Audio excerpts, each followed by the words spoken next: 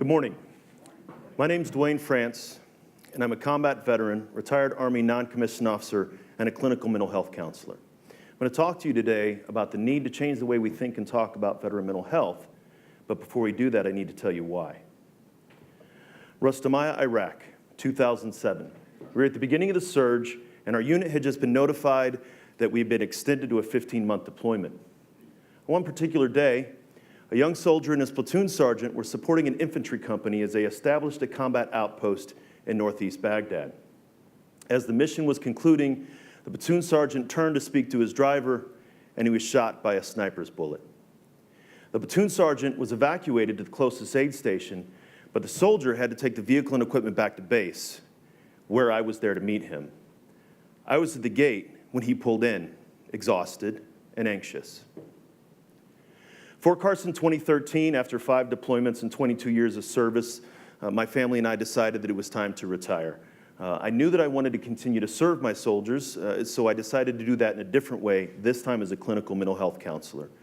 I reached out to my local Veterans Court to see what I could do to support them. I was invited to a docket, and as soon as I walked into the courtroom, I looked over to my right, and sitting there in chains was a soldier who had seen his platoon sergeant shot in 2007. If there was a direct line between Iraq in 2007 and incarceration in 2013, I was at both ends of that line. I hadn't seen him in years, and yet here he is sitting in custody. For that soldier, the time in between Iraq and incarceration was filled with disrupted relationships, justice involvement, substance abuse, and homelessness. My question for him and for the community was, why did he have to plead guilty to a crime before he could get the support he needed through the probation requirements for Veterans Court? Or more importantly, why did he not reach out for help before the crisis happened? It turns out that my soldier isn't unique in that. A congressionally mandated study in the beginning of 2018 by the National Academies of Science, Engineering, and Medicine showed that over half of the post-9/11 veterans who were interviewed screened positive for some form of mental health condition. Over half of those didn't even realize that they had a problem. And of the ones who did realize they had a problem, 16% of them were not seeking services whatsoever. That means that only 33% of the soldiers, I'm having the same. So only 33% of the veterans who actually could benefit from mental health counseling are accessing the services that they need to. The remaining veterans are dealing with these problems and, of course, suicide. The biggest reason for the suicide epidemic in the veteran population is unresolved mental health conditions. So this leads me to 2 questions. Why are veterans who could benefit from mental health and wellness not accessing that treatment?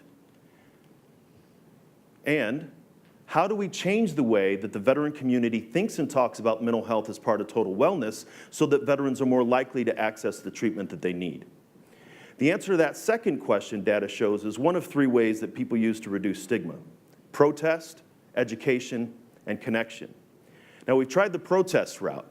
22 push-ups a day doesn't seem to do much to curb the epidemic of veteran suicides.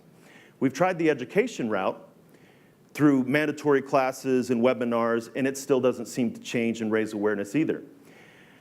The most effective way to reduce stigma is through connection, collaboration, communication of easily accessible and consumable content to the people that need it.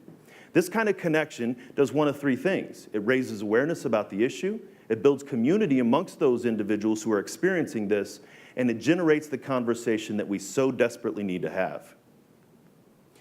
Since 2016, I've been trying to do precisely that. Take what I know as a clinical mental health counselor and what I know as a combat veteran and share the message to those that need to hear it, that there's nothing wrong and everything right with seeking mental health counseling. We've been doing this in a number of different ways, through blogs, podcasts, videos, books, and voice-first technology. The aim of this method of communication is to take what we know in the clinical mental health community and get that information directly to the people that need it, the service members and veterans themselves, the family members of those service members and veterans, and the community that so desperately wants to support. The impact of this method of communication to me has been undeniable. In the past 2.5 years, we've had over 110,000 individuals access content developed directly on veteranmentalhealth.com, all of it specifically focused on veteran mental health and wellness.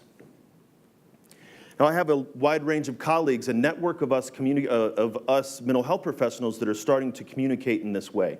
And the impact of this network is also undeniable. My colleague, Ted Bonar, recently connected me to another colleague, Dr. Carmen McLean from the National Center for PTSD. Dr. McLean is conducting a study on the effectiveness of web-based prolonged exposure therapy. As she was recruiting for her study, she was only able to find 28 participants in about an average of 1 per week. After communicating with Dr. McLean, I wrote a blog post, disseminated it on social media, and in 10 days, we were able to fill up the rest of her study, finding 12 additional participants, a 42% increase in a fraction of the time.